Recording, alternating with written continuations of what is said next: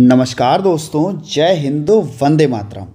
आप सभी का एक बार फिर से बहुत बहुत स्वागत है आपके अपने यूट्यूब चैनल एग्ज़ाम ट्रिकी में।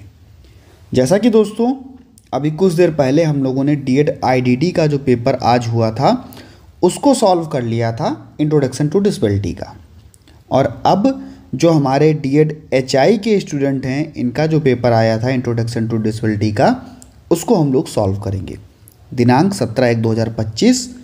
यहाँ पर जो क्वेश्चंस आपके आए थे, कितने आपके बेहतर रूप से हुए, कहाँ पर आपने गलती की है, और ये वीडियो आने वाले जो नेक्स्ट एग्ज़ाम हैं फर्स्ट ईयर के स्टूडेंट्स के लिए, जो रेगुलर के स्टूडेंट्स हैं उनके लिए, उसमें भी आप लोगों के लिए ये सारे क्वेश्चंस बहुत इंपॉर्टेंट हैं। ठीक है, तो सही गलत में हम लोग बात कर लेंगे। निर्दिष्ट दिव्यांगता के न्यूनतम 40% दिव्यांगता वाले व्यक्तियों को बेंचमार्क दिव्यांगता वाला व्यक्ति कहा जाता है। तो बेंचमार्क दिव्यांगता मैंने आपको पढ़ाई भी थी और बताया भी था कि भैया 40% दिव्यांगता वाले जो बच्चे हैं तो कहा जाएगा बेंचमार्क दिव्यांगता। तो ये आपका हो जाएगा सही। जब आपको पढ़ाया गया था कि क्या क्या कारण होते हैं दिव्यांगता को रोकने के, दिव्यांगता किन कारणों से होती है, ये सारी चीज़ें, तो कह रहा है कि रक्त संबंधियों में विवाह दिव्यांगता को रोकता है। देखिए, अगर ब्लड रिलेशन, जो नज़दीकी ब्लड रिलेशन होते हैं, उसमें अगर विवाह हो जाता है तो वो क्या होता है, दिव्यांगता को बढ़ाता है, रोकता नहीं है। तो ये आपका नज़दीकी रक्त संबंध में शादियाँ अगर होती हैं तो दिव्यांगता बढ़ती है, ना कि रुकती है। तो ये आपका हो जाएगा गलत। कॉन्क्लिया बाहरी कान का एक हिस्सा है, तो हम कहेंगे भैया कॉन्क्लिया जो है वो बाहरी कान का हिस्सा नहीं होता है। ये कहाँ का होता है, ये होता है आपके आंतरिक कान का हिस्सा, आंतरिक कान का हिस्सा होता है। ठीक है, आंतरिक कान का हिस्सा। और ये करता क्या है, सुनने और ध्वनि तरंगों को विद्युत संकेतों में परिवर्तित करता है।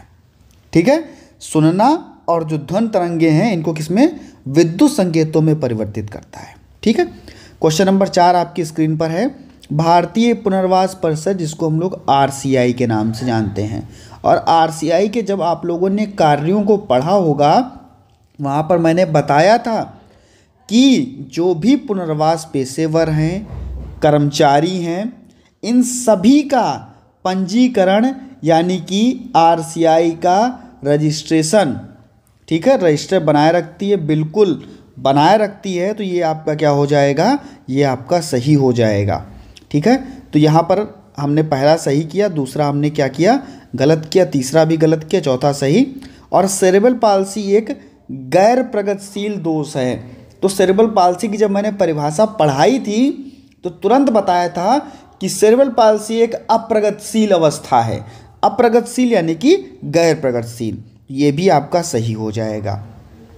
इसके बाद में ये चारों क्वेश्चनों को हम लोग देख लेते हैं। ठीक है, और भैया जितने भी भाई बहन यहाँ पर हो, सभी लोग वीडियो को देख रहे हो तो आप लोगों ने चैनल को सब्सक्राइब कर रखा है, तभी देख रहे होगे। और अगर अभी तक नहीं किया है तो तुरंत भैया चैनल को सब्सक्राइब कर लो, और अपने सभी मित्रों में, जितने भी आपके कॉलेज के ग्रुप हैं, सभी में एक बार वीडियो को शेयर जरूर भैया कर दिया करो।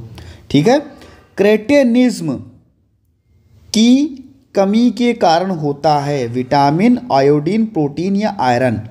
तो देखो भैया, क्रेटेनिज्म जो होता है वो होता है आपके आयोडीन की कमी के कारण। किसके, आयोडीन की कमी के कारण। बी ऑप्शन यहाँ पर सही होगा। होता क्या है कि आयोडीन की कमी से जो थायराइड हार्मोन होता है वो प्रभावित होता है, और इसमें यह स्थिति क्रेटेनिज्म से, जो कि हमारे जन्मजात हाइपोथायरिज्म जो होते हैं उसके कारण होता है। तो ये जो होता है ये बच्चे के मानसिक और शारीरिक विकास को प्रभावित करता है। क्रेटेनिज्म क्या होता है, बच्चे के मानसिक और शारीरिक विकास को प्रभावित करता है।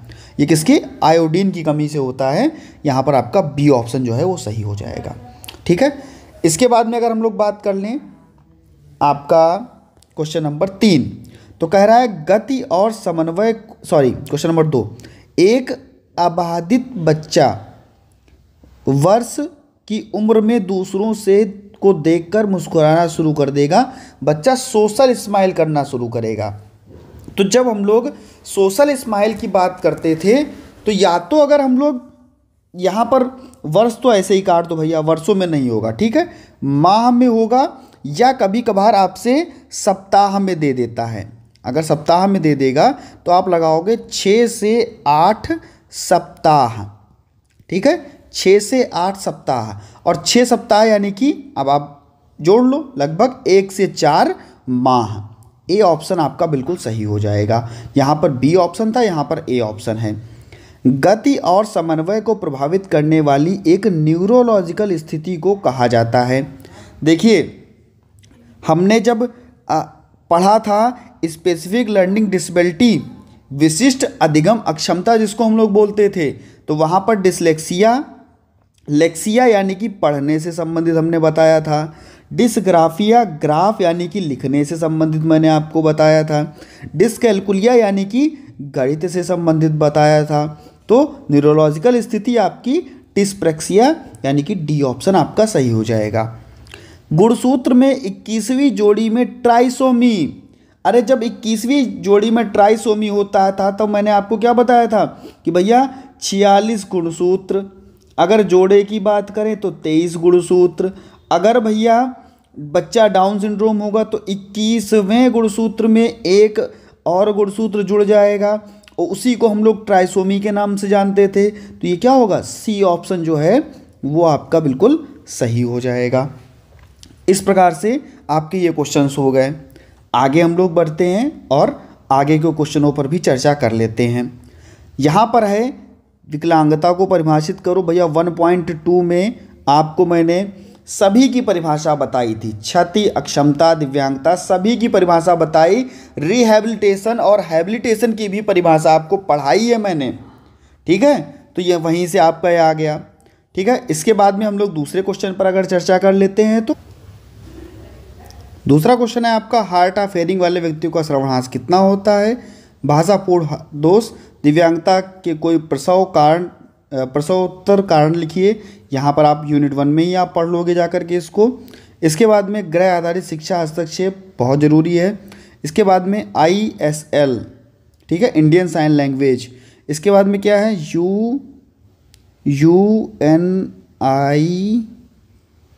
UNICEF, यूनिसेफ की फुल फॉर्म यहाँ पर पूछ रहा है, ठीक है। इसकी फुल फॉर्म क्या होगी मैं यहाँ पर लिखे दे रहा हूँ।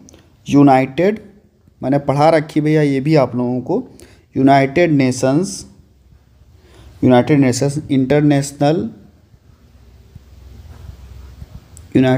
इंटरनेशनल चिल्ड्रंस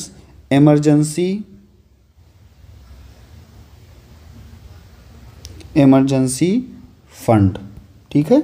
इसकी स्थापना कब हुई थी, 1953 को हुई थी, तो ये भी याद रखिएगा भैया, ठीक है, यूनिसेफ। इसके बाद में क्वेश्चन है आपका, देख लेते हैं, ये आपका RPWD से अधिनियम 2016 के तहत दिए गए कोई 2 रक्त दोष, तो आप लोगों ने पढ़ा होगा, हीमोफीलिया, थैलेसीमिया, आप लोगों ने पढ़ा होगा, दोनों लिख देना चाहिए था। इसके बाद में ICIDH, ठीक है, 1.2 में मैंने आपको पढ़ाया भी था इसके बारे में, जब आपको मैंने दिव्यांगता और क्या कहते हैं क्षति अक्षमता की परिभाषा बताई थी, तो ICIDH वहाँ पर आपको मैंने पढ़ाया भी था। इसके बाद में आपका दृष्टिबाधित बच्चों की विशेषताएं क्या क्या होती हैं ये भी मैंने पढ़ाया। सेरेब्रल पाल्सी, अरे रट के पढ़ाया आप लोगों को, ठीक है, ये भी पढ़ाया आपको। क्रॉस डिसेबिलिटी अर्ली इंटरवेंशन ये भी पढ़ाया, ठीक है। तो ये सारे क्वेश्चंस जैसे आए थे सभी क्वेश्चंस आपके सामने हैं। ये भी विशिष्ट अधिगम अक्षमता ये भी आपको मैंने पढ़ाया, ये भी मैंने आपको पढ़ाया। मानव संसाधन ये भी सब पढ़ाया हुआ ही भैया आया है। आप लोगों ने अगर सभी वीडियोस को अच्छे से देखा होगा तो पेपर आपका बहुत अच्छा गया होगा। आशा है दोस्तों, मिलता हूँ नेक्स्ट वीडियो में। बने रहिएगा आपके अपने चैनल एग्जाम ट्रिकी पर। धन्यवाद।